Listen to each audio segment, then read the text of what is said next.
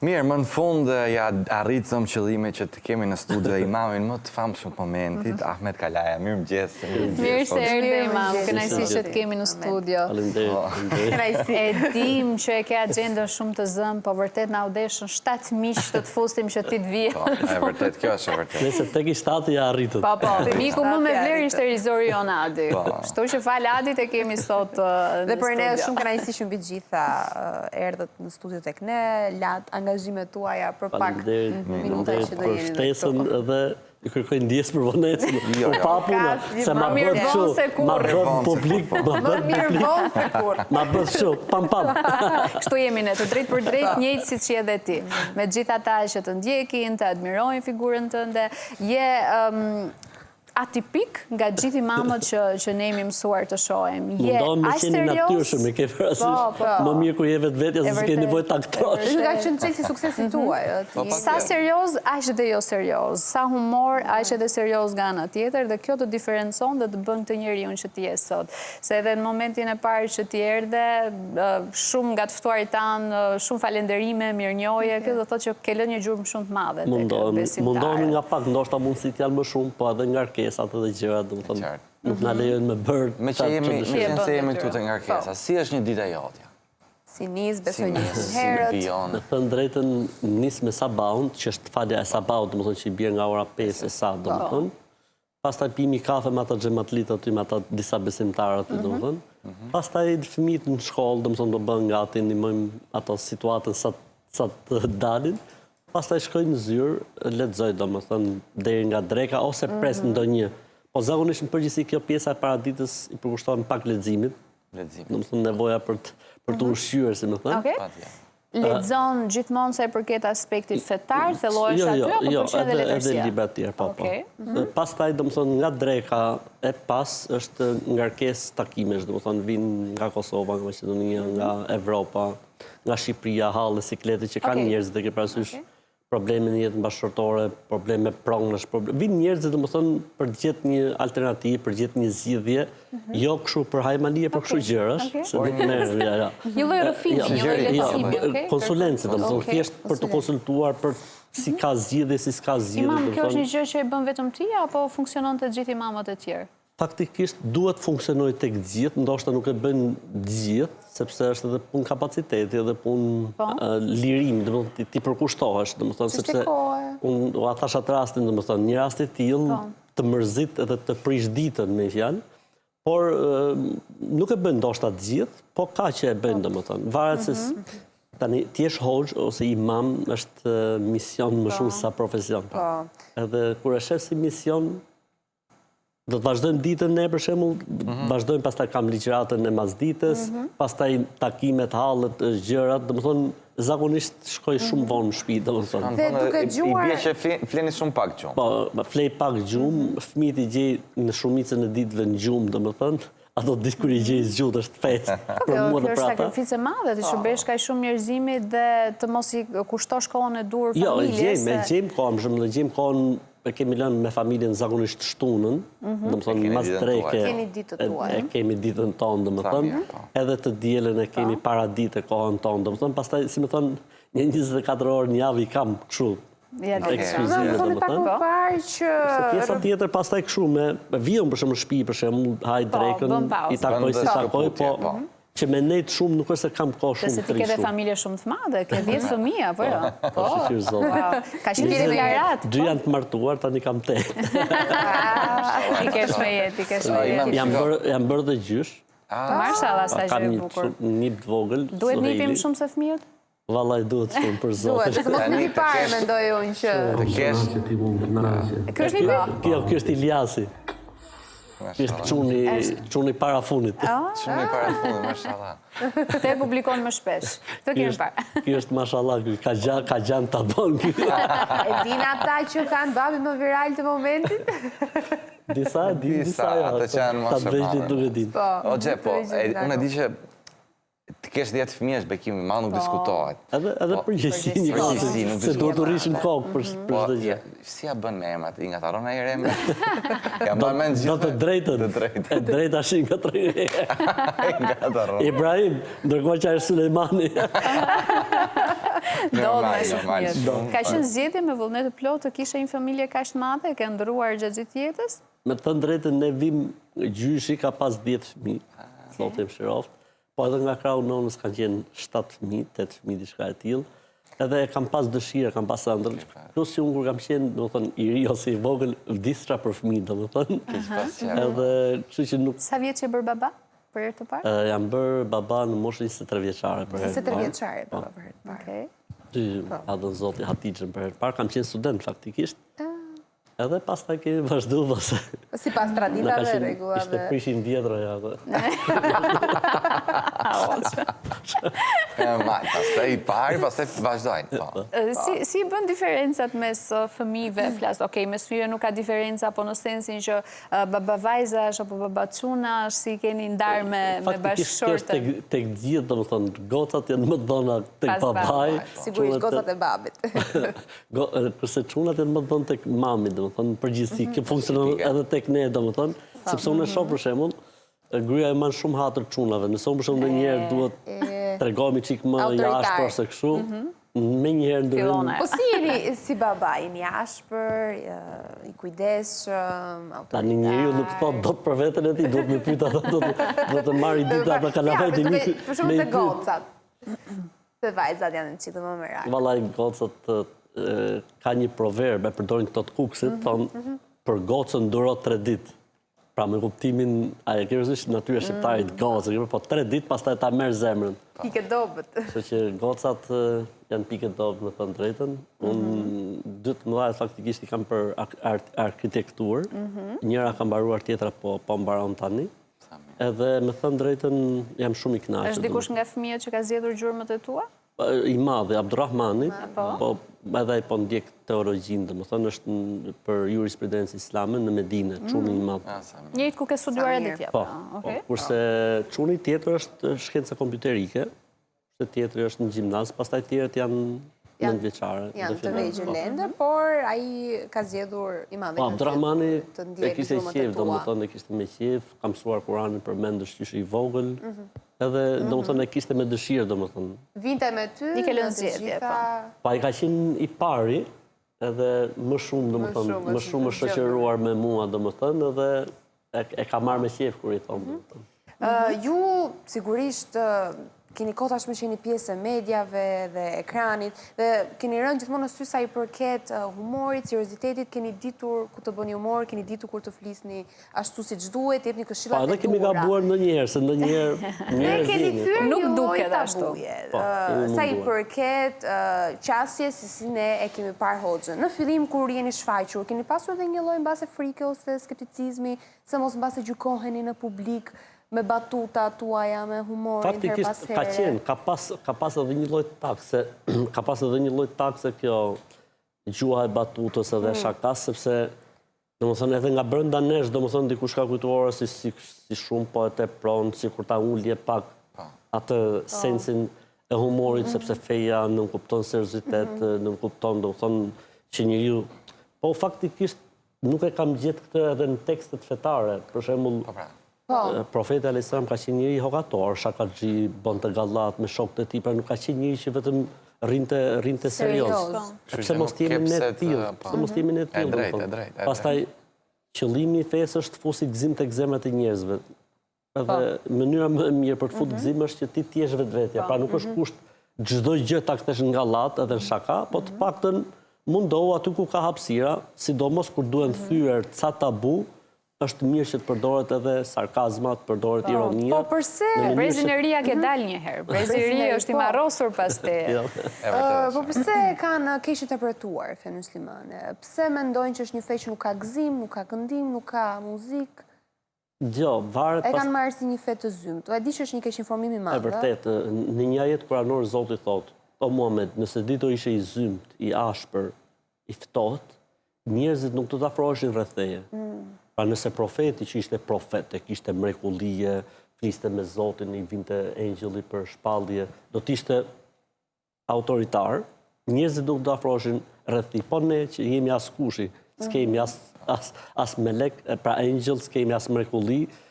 Kështu që ai që e kupton si mision duhet të jetë i shtruar, duhet të jetë me popullin, duhet të jetë modest, me këmbë tokë. Tani, nga njëherë padituria e bën këtë gjë, nga njëherë përzierja e fesë me traditat nga kanë ardhur. Pra, për shembull, Ahmedi ka studiuar në X vend dhe akoma nuk e ka ndarë atë situatën që kjo gjëja ishte traditë dhe kultura atij vendit apo ishte pjesë e Islamit. Nga njëherë vjen për shkak të mos si themi për shkak të mos ushtrimit në terren. Pra, mbarimi i shkollës edhe futja direkt në profesion. Ndërkohë që faktikisht si çdo profesion tjetër është mirë që të ketë një 6 mujosh ose një vit që të shkoj diku të ushtrohet me një hoxh tjetër, që të marri, le të themi, natyrën e praktikës së mënyrës se si funksionon gjëja. Imam, si ka qenë qasja juaj e parë me besimin? Ka pasur momente jetës që nuk keni qenë besimtarë, që nuk keni besuar në Zot? Domethënë, duke qenë se jam brez që kam lidh mes komunizmit dhe demokracisë, pra unë jam i 77-ës, normale që ka qenë faza e mosbesimit ose e ateizmit ose besimin në atë që gjithçka ka ndodhur nga një shpërthim i madh dhe kështu pastaj ka funksionuar jeta dhe bota, teoria e evolucionit e kështu me radhë. Pra kemi besuar, po, kam ateist nuk e di sepse edhe nëna për shembull na mësonte ca gjëra neve, sepse mami mosbesues le ta quajmë atë. Jo, na mësonte ca sure, ca gjëra kur bie rrufeja, kur kështu. Pra kishte kështu. Po mbase nuk ja dinit kuptimet. Bravo, ose le të themi nuset e xhajës, hallat, tezet agjëronin Ramazan edhe pse ishte sistemi. Se si merrej vesh që është Ramazan, natë e mirë. Pra ka pas një lloj, le të themi, një lloj miksimi mes asaj që unë e majsha veten shumë studius edhe më dukeshin si pralla. Këto gjërat që bëjshin këto të shtëpisë, po edhe mes asaj që prap ngelte diçka se kishte një moment që dhe kështu kam vazhduar faktikisht i dyzuar.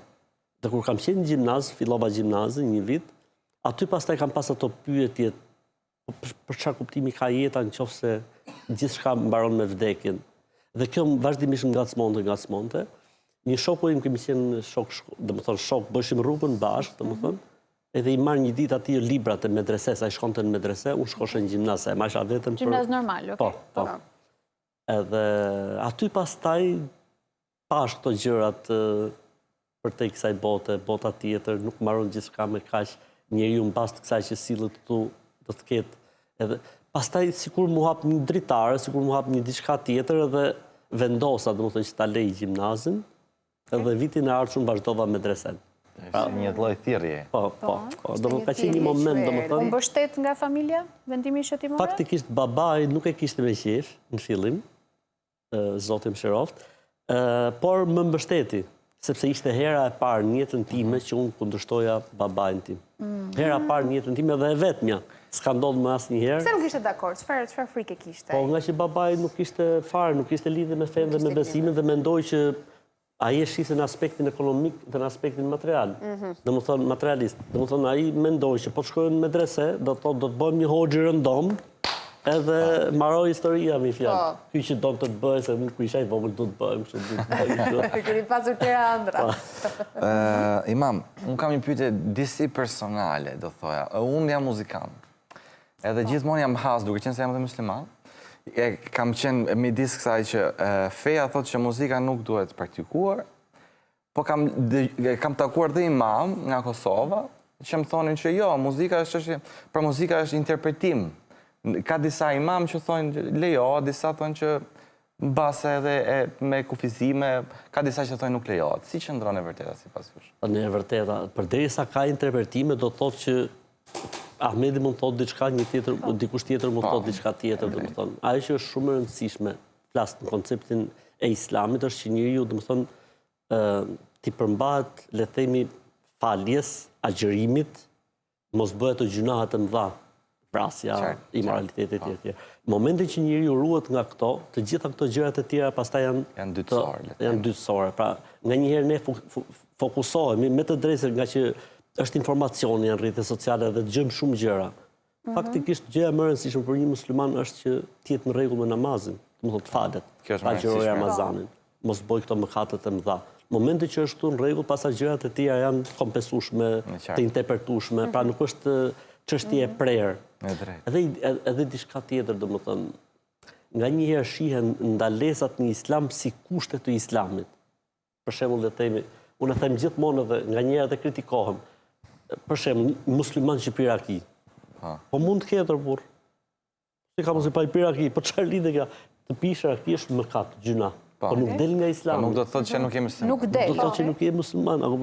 Ka nga njëherë janë ca gjëra sikur mënyra se si shumë radikale, shumë racionale. Jo, mënyra se si shprehet dikush. Thua ti që s'ka gjë islam tjetër për ta trajtuar vetëm se ke muzika, muhabet tjetër s'ka. E konsumon rakin vet? Ja, normalisht. Okej. Noshta, domethënë, në kohën e xhaxhit, domethënë kur shkojshim nëpër dasma, kur zëvendësoshim babin, në njerëz që shkojnë te babi, E bënin. e bëshim ose pishim në birë, nga ato birrat e kohës e verit. Sot vetëm pa alkool. Ja, sot vetëm pa alkool. Nëse ka një gjë që ne... Shumë gjëra sot, më fal, janë lehtësuar shumë, domethënë, nëse më përpara për shembull ka pas kështu verë pa alkool, birë pa alkool, sot i ke gjitha. Mesazh më ka ardhur një ditë, thoshte i çun, kishte për një shishe gjin, thoshte free alcohol 00. Thoshte hoxh, thasha pra birë. Dhe nëse ndalemi të mesazhet, ju merrni mesazhe pafund për gjë. E vërtet është. Ditës tuaj keni një mini rubrik në rrjetet sociale ku her pas here ndani historira që ju rrëfejnë njerëzit. Ja, kam këtu, domethënë, e kam një orë në javë. Pyetje përgjigje. Dhe këto situatat që duhen trajtuar në publik, i marrë dhe i trajtojnë publik. Pra, mundohem ta trajtojnë privatësi personin, pastaj e trajtojnë në publik. Dhe shumë raste unë bëjnë në transferim pyetjesh kur mund të kuptohet. Për shembull, thot jam 25 vjeç, kam 2 fëmijë, unë nuk e bëj 25, jam 27, kam 3 fëmijë. Aha, që të mos duket Jo, po është problemi shqiptar i situatës, na kanë nxjerrë ashtu e i mbron në këtë Në një lloj forme mbron privatësinë që mos të mbron kuptojnë privatësinë. kush janë. Çfarë të rrëfejnë më shumë ti? Cilat janë problematikat që kanë? Janë problematikat më kryesore që kanë shqiptarët. Flas për mua që më drejtohen pyetjet. Besytni ekstrem, ekstrem. Po. Nuk hidhen derat natë. Kjo historia kokës pulës kur vdesin 2 veta nga një fis për shembull. Se di këtë ti? E po që e ke mbrapa. Jam i çik. E çik mbrapa. Si tani çan thon, për shembull thon nëse vdesin 2 njerëz nga njëjti fis. Po. Afër, atëherë duhet të therë një pul, edhe duhet fut koka pulës tek i vdekuri, edhe trak. Çfarë ka pula shkret me të madhe? Çfarë ka pula, çfarë ka i vdekuri? Ne kemi që tek vendi i aksidenteve theret ndonjë pulë zezë. Një gjë. Që kemi afër domethënë. Ja ku është kjo. Si më është mbrapa. Besytnit, edhe këto problemet familjare. Unë pavarësisht se ne për shembull si shoqëri dukemi shumë të emancipuar, shumë evropian, por kur futesh brenda, çfarë nuk dëgjon dhe çfarë nuk shet. Flasim për probleme martësore, gjëra të tilla mes çiftit apo pronash, gjërash? Gjëra nga më të ndryshme, domethënë. Okej, edhe probleme kështu brenda çiftit, domethënë, po edhe probleme familjare, mënyra se si nuk i ndajnë rolet ashtu siç duhet, ka përzierje rolesh, ka interferim rolesh, ka Sidomos këto historitë me ndërhyrjet e kunatave, për shembull. Kunatave, vjerave. Magjirat, më kanë bërë magji vjera.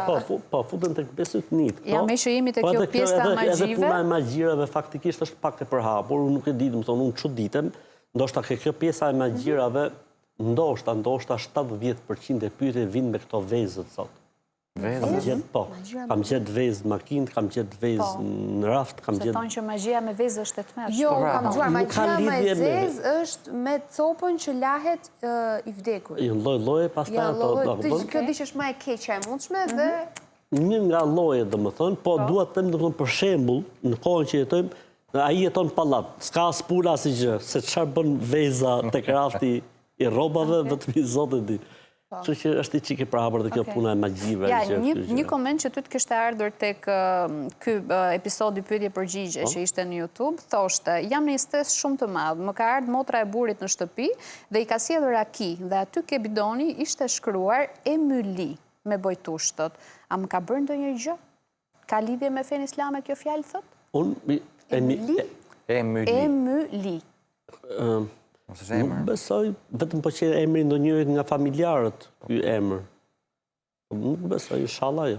Pra, magjit ekzistojnë domethënë. Po, ekzistojnë. Diku është problemi është se nga njëherë njerëzit edhe i egzagjerojnë gjërat, domethënë. i japin më shumë rëndësi se sa duhet. Unë shumë herë për shumë thotë, kam ndodhur kështu, po unë bëra kështu, i them, okej, mos e mbaj mendjen aty. Okej. Se ndërheq. Jo, bëhet një me fiksime pastaj. Ose kemi pjesën tjetër që nuk i kushtojnë rëndësi fare, po i ka vëlla thotë se nuk ekzistojnë këto gjëra, ndërkohë që faktikisht ekzistojnë. Po, keni arritur të zgjidhni çështje? Çështje për shembull probleme familjare ju vetë, kur ju kanë kërkuar ndihmën tuaj? Çështje thua apo shumë raste? Raste pa fund ju merrni, po, mbase për të Jo, ndihmuar. mua faktikisht, kur ka probleme çifti, le të themi kështu, unë mundohem që ta lej leximin, ta lej çdo gjë e të merrem me ta, sepse mund të jetë diçka shumë e thjeshtë, mund të jetë diçka shumë e vogël, po kot, domethënë, siç themi ne kapje kot. I them një çifti, aty ke zyra ime, i them, dëgjoj më, vetëm se më vjen zor ju thash, po do të kisha incizuar sot.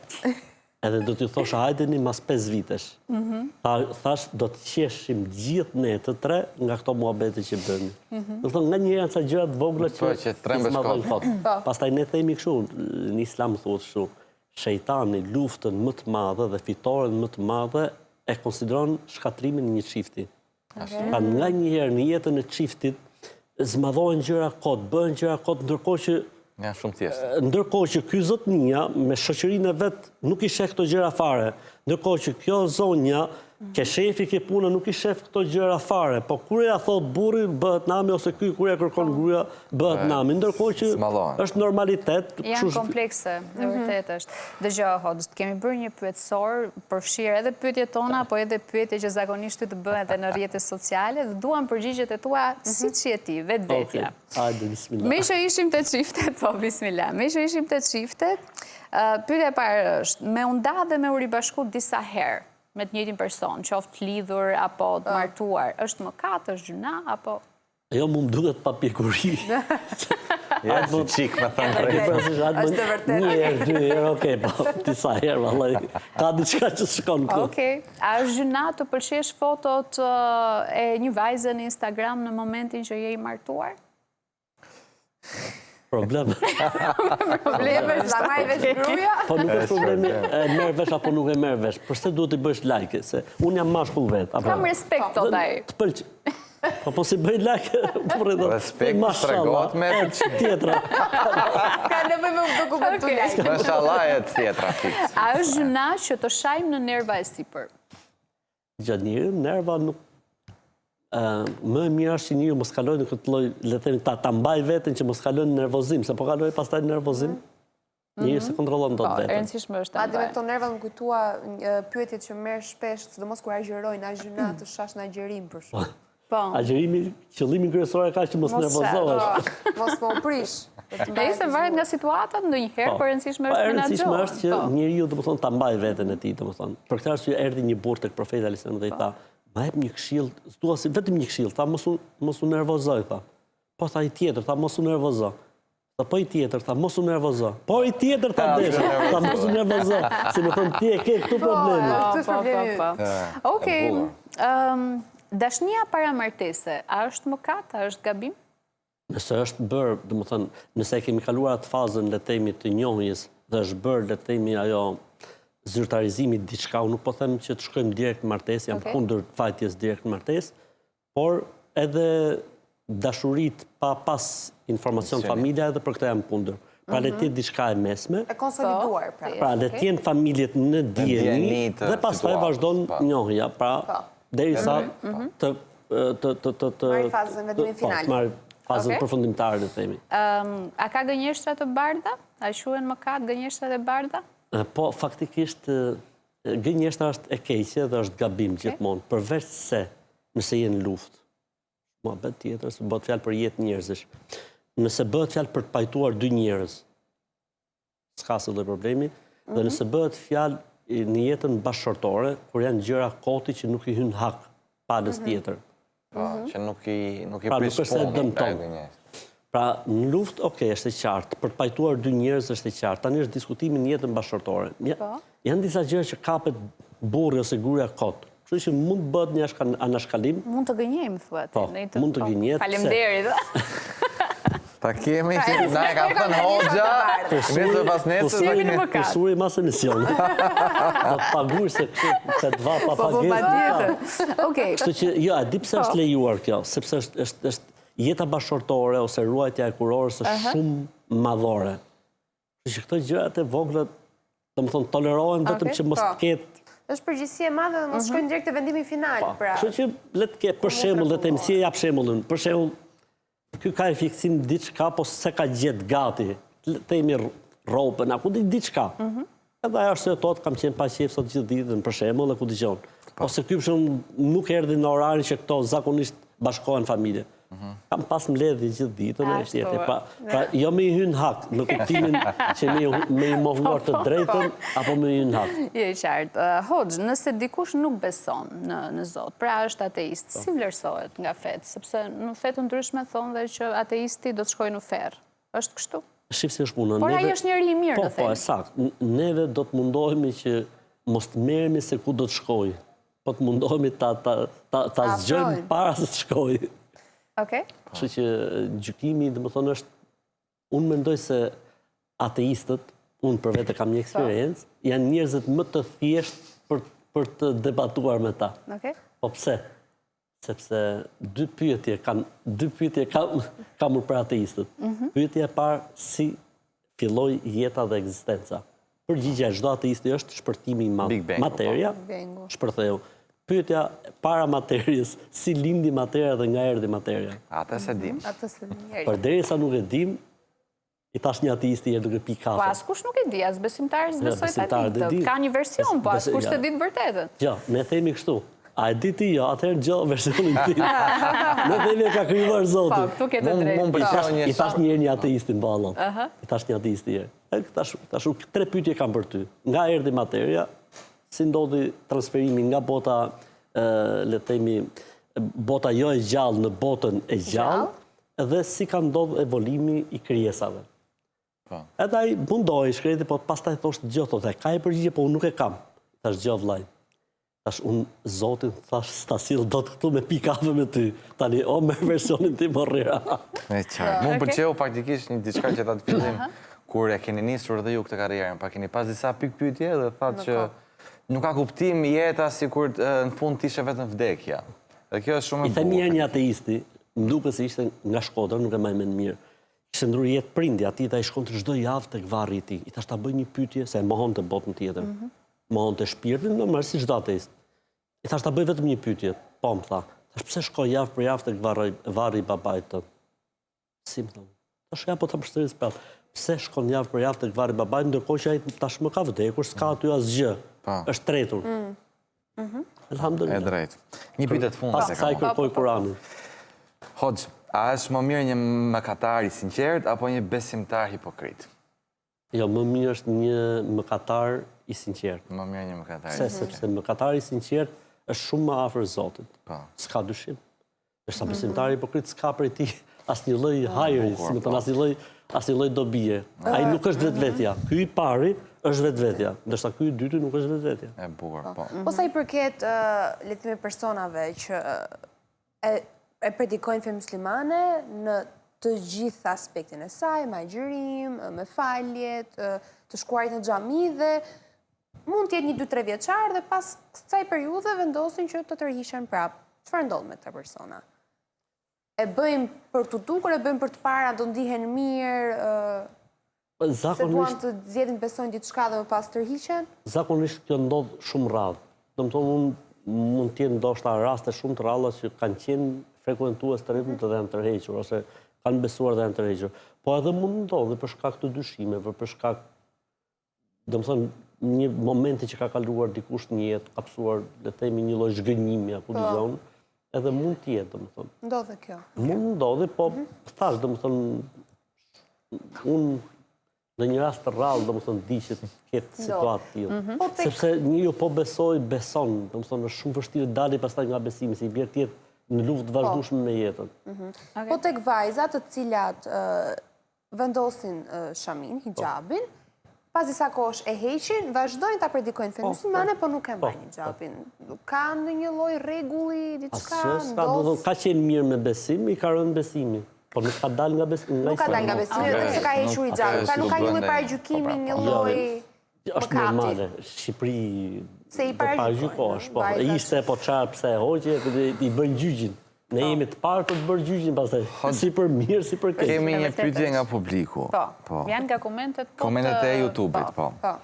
Selamu aleikum hoq, thot kur bëhet synet djali, a duhet bërë me qepje apo pa qepje?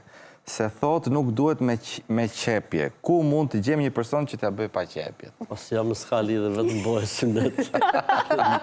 Ose vrit me një. Nuk ka lidhe me qepje, pa qepje. Me qepje, pa qepje, me djegje, me pjekje. Janë këto besytnik, supersticionet, që si... Po, si ndjesh Hoxh kur të vinë lloj-lloj pyetjesh kësaj natyre? Qesh më shumë ti bezdisesh? Jo, më ka bërë natyrshme dhe kam si kështu si një lloj shplodhje me të drejtën. Sri do të pa humor me këto pyetje. Pa të ndonjë pyetje më komike që mund këtë ardhur ndonjëherë? E di që kam bërë njerë, vakia kam përmendur dhe një emision tjetër. Duke u kthyer një ditë nga Kosova, isha në Kosovë, edhe ja ke parasysh se mëngjes ai dielli që vite mund surrat, edhe unë isha këtu pasagjer dhe isha shoferi. Po merrte i numër, po kështu pa pushim. Edhe ja hap me viva voce. Alo, Hoxha me, po i thëmë, Hoxha me thëmë. Gjë, thot, se ajo nusja imi të ka gënyu kur ta ka bo pyetjen, thot. Je përgjith shumë keq që i ke thonë kështu. Po bëjt din të e ishte... Pa ajo kujton të, e këpëton se ishte nusja vetë që i kështë bo këtë pyetjen. Ndërkohë që... Mund këtë qenë nusja filonit. Nusja tjetër, këpëton. Po me sa duket ishte i njëjti probleme, këpëton. Tash nënë mos e mërzit, ma bëjti pyetjen, edhe të dhja përgjigje. Po se përket rrjeteve sociale, sepse tashmë kanë filluar pak, edhe bashkëpunimet, ju kanë parë herë pas here me disa reklama, kur ju kërkojnë. Si ndjeni, si shihni që tashmë është kthyer? Në të drejtë, unë e kam si parim një jetën time që thot fjalë profetit, kush ka mundësi thot t'i bëj dikujt mirë, le t'i bëj. Edhe faktikisht kush më thret për këto bizneset, për këto reklamet, i shkoj me qef. Kur për fjalë për ndihmë. Unë ndoshta s'kam mundësi të kontribuoj në formë tjetër, po me fytyrën time mund të kontribuoj që kjo gjëja të eci. Pra nuk merr pagesë në këtë rast. Nuk merr pagesën. Ose vetëm ata kur bëjnë kështu dhurat, japin këtë lloj produkti dhe sillin këtë lloj dhurate, po jo që të marr pagesë, jo nuk e bëjnë. Duke qenë se jemi te rrjetet sociale, a e ndihmojnë apo e dëmtojnë më shumë ti fen rrjetet sociale? Varet se si përdoret.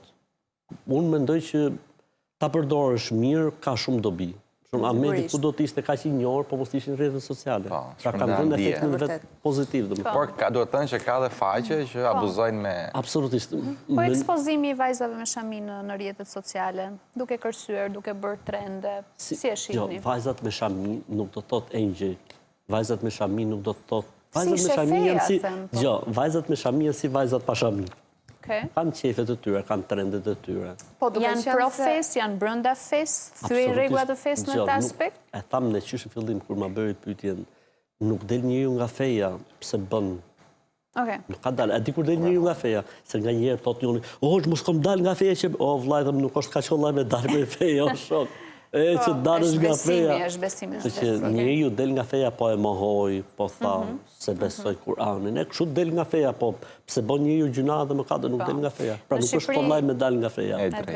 Në Shqipëri shem më shumë tolerancë fetare, tolerancë mes fesh, apo neglizhencë nga besimtarët? Apo dhe mos informim?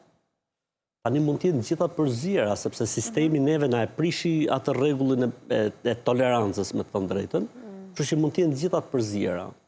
Po unë mendoj se sa më i ditur, ose sa më shumë t'jetë dituria mbi fen, aq më shumë i rritet njeriu hapësira për tolerancën. Vetëm një shembull du t'jap nga jeta e profetit alayhis salam, thotë, ndroi jetë profeti alayhis salam dhe parzmorja e tij ishte e lënë peng tek një komshi hebre. Kishte një komshi hebre. Ishte hebrej, dhe më thonë nuk është se i shkakton të kjo alergji, prezenca e hebrejve, aty ku jeton dhe profet. Po, normalisht, ka duat të jo, e thash këtë jo, e thash për të treguar që, dhe më thonë nuk është se ka alergji, ai që e njeh vetë, pse sepse Zoti thotë, nuk imponohet. Pra nëse dikush bëhet musliman, se e detyrove, apo e dhunove, fund fare kjo s'vlen asgjë sepse e ka bërë pa dëshirë. Po, duhet ta ketë vokacion. Në rast se vjen një i ri dhe ju thotë, unë kam një strategji, thotë, unë duhet të shfrenohem tani edhe të pendohem kur të plakem. Na trego kontratën me noterin me lekun e vdekjes.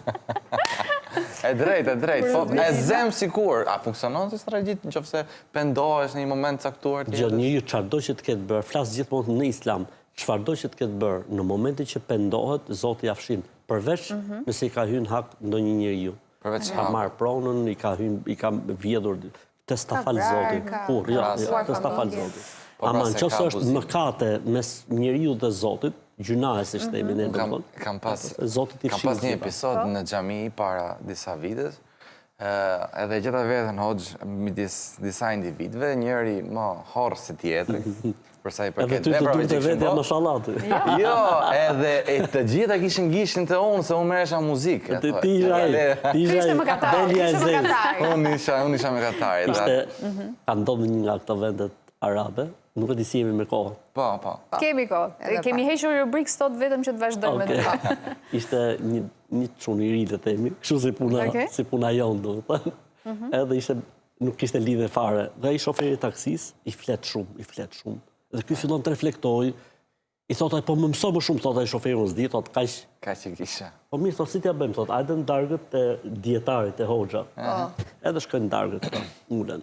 Kur shef ky ai hoxha, që ishte në mes, ato njerëzit. Vetëm ky ishte më i lodhurin, paraqitje në gjitha. Tani thotë hoxha, unë e tregoj edhe si batut, thotë, vëllezër, thotë, prezantohemi. Thot, unë jam filani, robi i varfër të Zoti mëkatar, hoxha. Mëkatar, sepse është një mëkatar.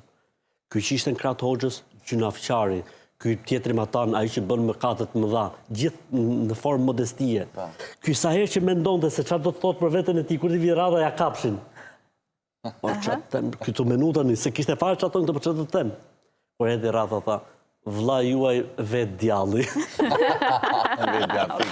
Po pra, ja kishin marrë të gjitha. Një pyetje të fundit. Të shpëtosh nga paragjykimi është vështirë. Edhe në mesin e besimtarëve ka situata paragjykuese. Por se nuk duhet faktikisht. Zoti thotë në Kur'an, domethënë largojeni paragjykimit. Profeti alayhis salam thotë paragjykimi është mëkati më i madh. Pse? Sepse dikush që bën mëkat apo bën gabim, kjo nuk do të thotë se don Zotin. Ka qenë një rast që unë jap gjithmonë si rast ekstrem. Vetëm se nuk kemi kohë. Kemi kaluar së fundi. Tash për historinë që tregove, jo 7 të tjera. Ishte një person që pinte raki shumë në kohën e Profetit alayhis salam. Edhe dikush e mallkoi, ta mallkuar qoftë. Ta profeti mos e mallko. Ai do shumë Zotin dhe profetin e tij.